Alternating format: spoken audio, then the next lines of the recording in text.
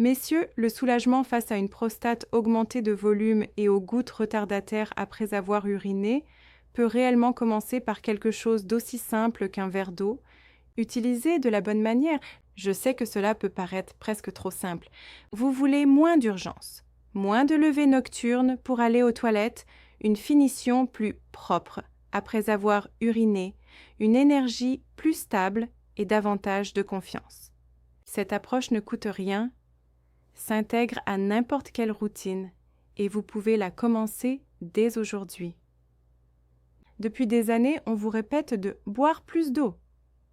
Pourtant, personne ne vous a expliqué comment boire pour la santé de la prostate. L'hydratation pour la prostate est différente de l'hydratation générale. Le moment, la quantité et la température comptent, et le bon schéma peut calmer l'irritation, soutenir la circulation dans le bassin et réduire les fuites et gouttes. Je suis la docteure Laura Jones, urologue avec plus de 20 ans d'expérience auprès d'hommes qui souffrent d'urgences urinaires, de jet faible, de gouttes après la miction et de nicturie, c'est-à-dire le fait de se réveiller la nuit pour uriner. Mon travail est centré sur des gestes simples et concrets qui donnent des résultats fiables. Et la stratégie d'hydratation est l'un des outils les plus puissants que j'utilise. Laissez-moi poser les bases en langage clair. La prostate entoure l'urètre, le tube qui transporte l'urine vers l'extérieur de votre corps. Lorsque vous manquez d'eau, votre urine devient concentrée. Cette urine concentrée irrite la paroi de la vessie et l'orifice situé près de la prostate. Cette irritation déclenche l'urgence et fait se contracter davantage la sortie.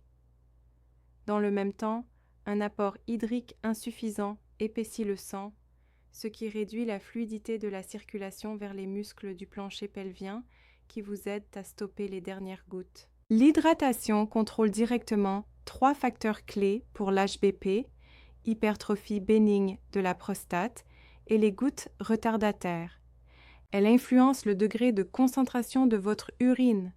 Elle affecte le tonus des muscles du sphincter qui s'ouvrent et se ferment pendant la miction. Et elle modifie la viscosité du sang, c'est-à-dire à quel point votre sang est épais ou fluide lorsqu'il circule. Même une déshydratation légère peut pousser chacun de ces paramètres dans la mauvaise direction. De petites erreurs quotidiennes finissent donc par s'accumuler. Attendre d'avoir soif ne fonctionne pas bien. La soif est un signal tardif. Au moment où cette sensation apparaît, l'irritation a déjà commencé. Votre énergie a déjà baissé et l'orifice est déjà plus serré qu'il ne devrait l'être. Un plan proactif est bien plus efficace que d'attendre les signaux d'urgence de votre corps. Il y a ici une vraie urgence. Quand vous êtes en sous-hydratation, votre corps donne la priorité au cerveau et au cœur, et les organes pelviens passent au second plan. Cela se traduit par une difficulté à démarrer la miction, un jet faible, un flux qui s'interrompt et redémarre, ainsi que cette fameuse dernière goutte qui tache vos sous-vêtements. La bonne nouvelle, c'est que cela peut changer rapidement dès que vous ajustez la manière et le moment où vous buvez. Beaucoup d'hommes ressentent moins de brûlures, un flux plus fluide et moins de visites aux toilettes en quelques jours seulement. J'ai vu des hommes de 50, 60 et 70 ans reprendre le contrôle simplement en adoptant une routine d'hydratation plus intelligente. L'un de mes patients, Léon, 63 ans, a commencé par boire un verre d'eau tiède au réveil, puis quelques gorgées chaque heure, et il a déplacé son dernier grand verre en début de soirée. En une semaine, il m'a rapporté un jet plus puissant et une fin de miction plus nette. 2 semaines plus tard, il a dormi toute la nuit pour la première fois depuis des mois. Aucun complément, aucun nouveau médicament, juste une hydratation précise. Si vous pensez que l'eau utilisée correctement peut aider votre prostate, écrivez « oui » dans les commentaires. Si vous êtes sceptique ou dans le doute, écrivez 0. Votre réponse aide d'autres hommes à voir qu'ils ne sont pas seuls et m'indique aussi dans quelle direction vous guider ensuite. Passons maintenant à la première erreur, celle que plus de 80% des hommes que je vois commettent et qui nuit à leur prostate avant même qu'ils aient pris leur petit déjeuner. La première erreur, et la plus fréquente, que j'observe, Celle qui vous pénalise dès le moment où vous ouvrez les yeux est ce que j'appelle le démarrage coup de fusil. C'est le fait de porter la main directement à votre tasse de café ou de thé au seau du lit, en zappant complètement le verre d'eau. Je comprends cette habitude. Vous voulez ce coup de fouet pour vous lancer dans la journée. Mais voici ce que cette routine provoque dans votre corps. Après 7 ou 8 heures sans aucune boisson, vous vous réveillez dans un état de déshydratation naturelle. Votre corps est sec et assoiffé.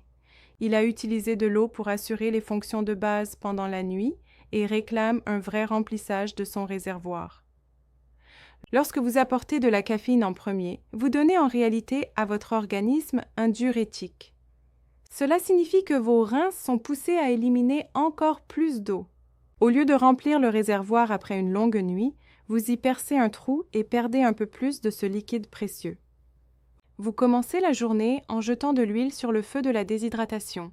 Cette déshydratation initiale a un impact direct et immédiat sur votre prostate et votre système urinaire. Votre corps se met à produire de l'urine avec la faible quantité d'eau disponible. Le résultat est un liquide très concentré et acide. Imaginez cette urine comme un irritant chimique agressif. Lorsqu'elle stagne dans votre vessie et passe près de votre prostate, elle aggrave des tissus déjà sensibles. Pour une prostate déjà augmentée de volume ou enflammée, c'est comme verser du citron sur une plaie. Cela déclenche directement cette urgence brutale et contribue à cette sensation de gêne persistante. Beaucoup d'hommes constatent que leurs symptômes sont pires le matin, et c'est l'une des raisons principales. Vous créez, sans le vouloir, l'environnement le plus irritant possible pour vos organes pelviens dès le début de la journée. Ce rituel de café du matin, sur lequel vous comptez, est souvent exactement l'habitude qui prépare votre vessie à une journée entière de frustration. Avant même de penser à faire couler le café, buvez un grand verre d'eau. Offrez à votre corps l'hydratation pure et simple qu'il attendait toute la nuit. Ce geste unique restaure votre volume sanguin, dilue votre urine et apaise votre vessie et votre prostate au lieu de les agresser. C'est une remise à zéro en douceur pour tout votre système urinaire. Beaucoup de mes patients m'ont dit qu'en changeant seulement ce point, ils ont constaté en quelques jours une baisse nette de l'urgence matinale. Votre corps réclame de l'eau. Donnons-lui d'abord ce dont il a besoin. La deuxième erreur qui s'oppose à la santé de votre prostate est une situation que je vois constamment et que nous appelons le schéma désert puis inondation. C'est lorsque vous passez presque toute la journée à boire très peu, peut-être juste quelques gorgées au déjeuner, puis vous vous rappelez brusquement vos objectifs de santé le soir. Vous essayez alors d'engloutir 2 ou 3 grands verres juste avant de vous coucher pour rattraper la journée. Cela semble logique de vouloir compenser, mais votre corps ne fonctionne pas ainsi. Ce cycle crée 2 problèmes distincts qui attaquent votre confort des 2 côtés. Pendant la phase désert, votre corps traverse une longue période de sécheresse. Avec si peu d'apport hydrique, votre urine devient épaisse et très concentrée.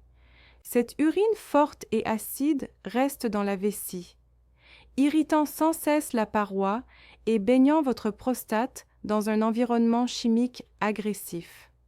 Cela entraîne directement des envies plus pressantes, des mictions diurnes plus fréquentes et ces brûlures dont tant d'hommes se plaignent.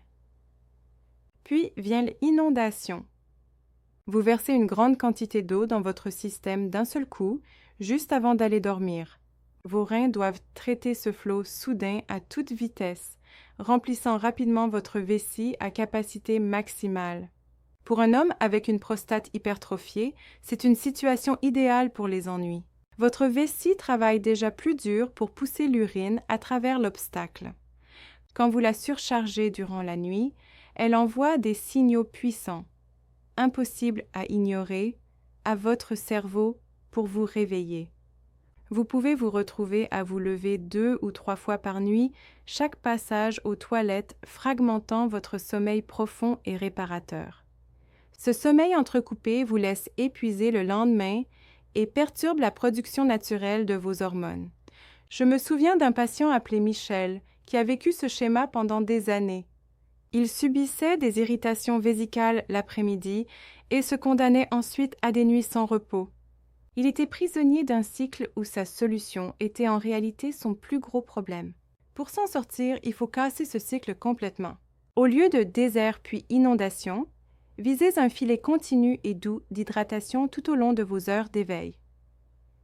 Cette approche régulière garde votre urine diluée et apaisante dans la journée et permet à votre vessie de se reposer calmement la nuit. La troisième erreur vient d'une bonne intention sincère, mais se retourne contre vous de façon spectaculaire. Je l'appelle la surcharge matinale en liquide. C'est ce qui se produit lorsqu'un homme décidé à prendre sa santé en main boit d'un coup 1 litre d'eau immédiatement après le réveil. La logique semble évidente.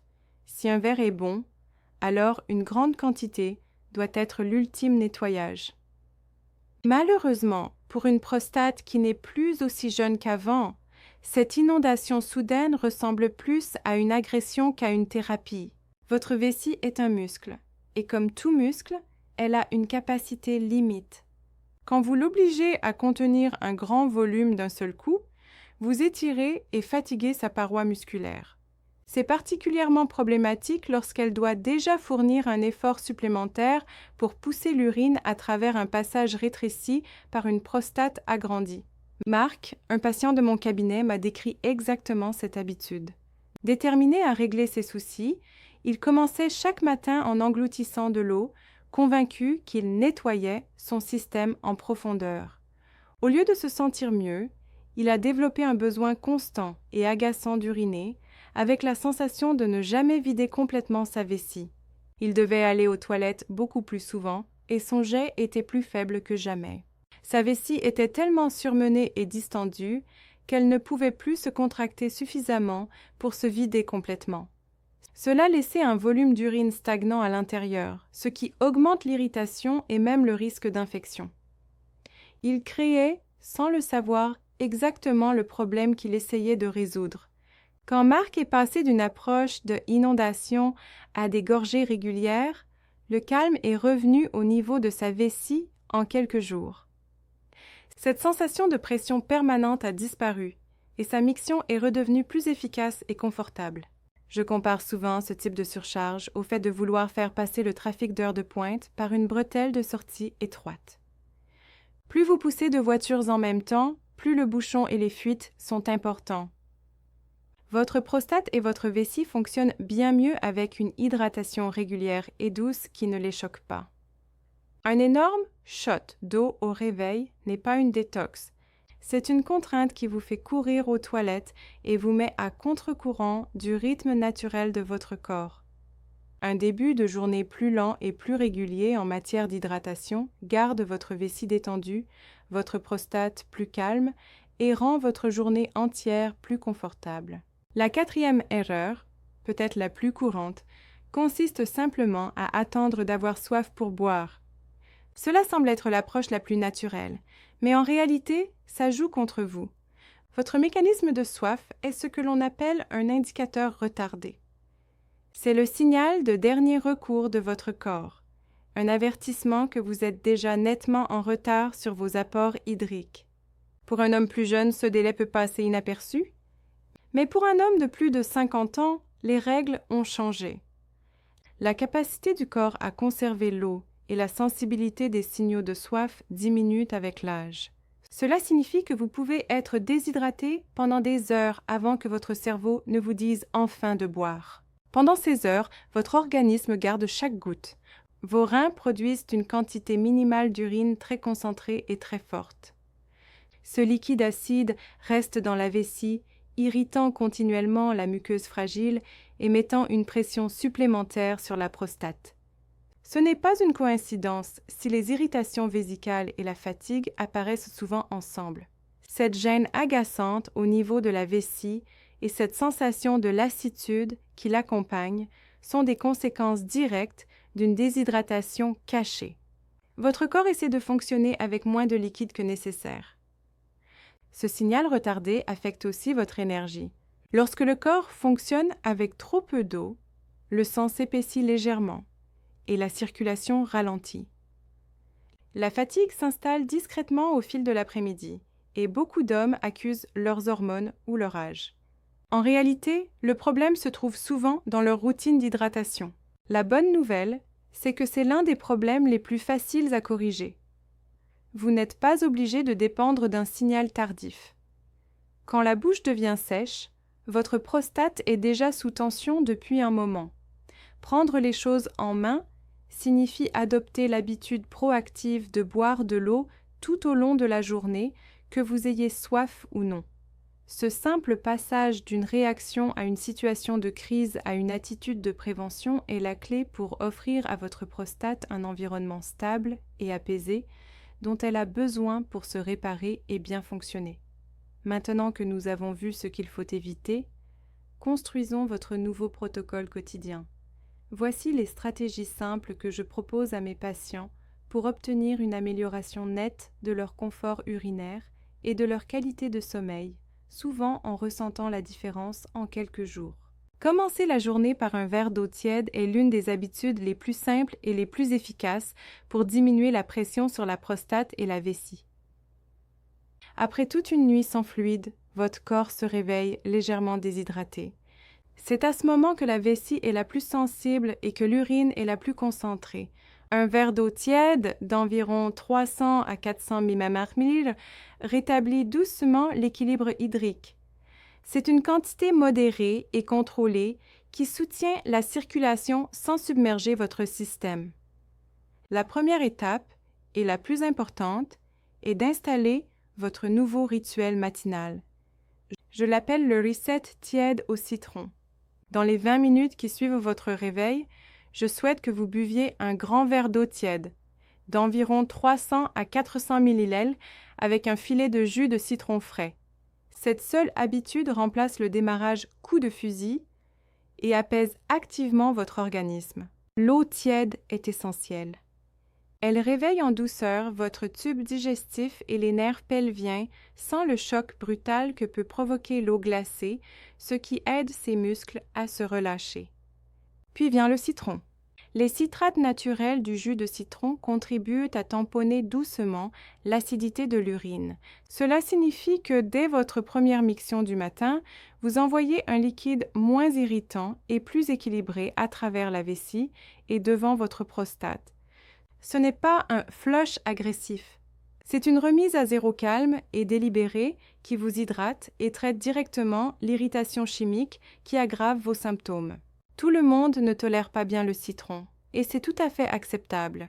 Si votre vessie est très sensible ou réagit facilement aux aliments acides, évitez le citron ou n'en utilisez qu'une ou 2 gouttes. L'essentiel est l'hydratation elle-même, pas les ajouts. Je dis souvent à mes patients de commencer simple. L'objectif est un matin calme et régulier, pas un choc pour votre organisme. Beaucoup de mes patients me disent que ce simple changement rend leur première miction de la journée nettement plus confortable et moins urgente. Cela pose un ton positif pour le reste de la journée. La deuxième stratégie est la pierre angulaire du confort durable, et nous l'appelons les gorgées régulières. C'est votre antidote direct au schéma désert puis inondation. L'idée est de garder une bouteille d'eau avec vous toute la journée et de boire de petites gorgées de façon régulière. Essayez de viser 120 à 180 ml, 4 à 6 onces par heure. Il ne s'agit pas de boire de grandes quantités d'un coup, mais d'apporter à votre corps un flux constant et doux de liquide. Cet apport régulier maintient votre volume sanguin et permet à vos reins de produire un flux continu d'urine claire et modérément dilué. Ce flux doux est exactement ce dont votre prostate et votre vessie ont besoin. Il garde les tissus calmes et prévient l'irritation provoquée par une urine trop concentrée. Cette stratégie implique aussi un petit ajustement de timing pour vos activités du soir. Si vous avez une sortie, un moment d'intimité ou toute situation où vous souhaitez être au mieux de votre forme, votre travail d'hydratation doit être terminé bien avant. Finissez votre dernier grand verre d'eau au moins 45 minutes à 1 heure avant. Cela laisse à votre organisme le temps de traiter le liquide et de vous permettre un passage confortable aux toilettes avant de commencer. Vous entrez ainsi dans l'activité correctement hydratée, ce qui soutient la circulation et l'énergie, mais sans la distraction ni la pression d'une vessie pleine. Cette simple planification peut faire une différence considérable pour votre confort et votre confiance, vous permettant d'être pleinement présent sans craindre les interruptions. La troisième stratégie est un petit changement qui rapporte gros pour votre énergie et votre vessie. Je l'appelle l'échange de l'après-midi. Quand ce fameux coup de barre de milieu de journée vous frappe vers 14 ou 15 heures, votre premier réflexe devrait être de boire un grand verre d'eau et non de préparer un nouveau café. Cette fatigue est très souvent le signe que votre corps subit une légère baisse de volume sanguin due à une déshydratation modérée et non un vrai manque de caféine. Choisir l'eau en premier s'attaque à la cause réelle. Elle vous réhydrate, ce qui restaure naturellement la vigilance et la concentration sans provoquer de crash plus tard. Cet échange ne fait pas que booster votre énergie. Il protège aussi votre prostate d'une irritation supplémentaire. Un deuxième ou troisième café dans l'après-midi ajoute encore un diurétique dans votre système, vous faisant perdre davantage d'eau et accentuant la déshydratation. Cela conduit à la production d'une urine encore plus concentrée qui alimente directement cette urgence vésicale de fin d'après-midi que tant d'hommes connaissent. L'un de mes patients, Ramon, 61 ans, est venu me voir épuisé chaque après-midi vers 15 heures. Il buvait un expresso à la même heure tous les jours, espérant le coup de fouet dont il pensait avoir besoin. Il l'obtenait, mais se retrouvait ensuite à courir aux toilettes 1 heure plus tard et avait du mal à s'endormir le soir. Je lui ai proposé un test simple. Au lieu de se tourner vers la caféine, il a bu un grand verre d'eau en premier. Puis, s'il souhaitait toujours une boisson chaude, il choisissait une tisane douce. En 1 semaine, il a remarqué que son énergie restait plus stable, que son urgence urinaire se calmait et qu'il dormait plus profondément la nuit. J'encourage les hommes à considérer cela comme une petite expérience rapide. La prochaine fois que le coup de barre de l'après-midi arrive, buvez un grand verre d'eau et attendez 15 minutes. Dans beaucoup de cas, le brouillard se dissipe sans qu'aucune caféine ne soit nécessaire. Si vous voulez quand même quelque chose de chaud, restez sur une tisane non irritante pour la vessie. Vous conservez ainsi le côté réconfortant sans ajouter de stress supplémentaire à votre système urinaire. Ces premières étapes construisent une base très solide. Parlons maintenant de la façon d'élargir cette base pour une santé prostatique durable. Lorsque vous combinez une hydratation régulière avec certains aliments de soutien spécifiques, vous créez une synergie qui permet réellement à votre organisme de s'épanouir. L'un des partenaires nutritionnels les plus puissants pour accompagner l'hydratation est le lycopène. Le lycopène est un antioxydant naturel que l'on trouve dans des aliments comme la sauce tomate, la pastèque, le pamplemousse rose, la goyave et la papaye. Il soutient la prostate en aidant à calmer l'inflammation et à améliorer le flux sanguin vers la glande. Ces aliments apportent aussi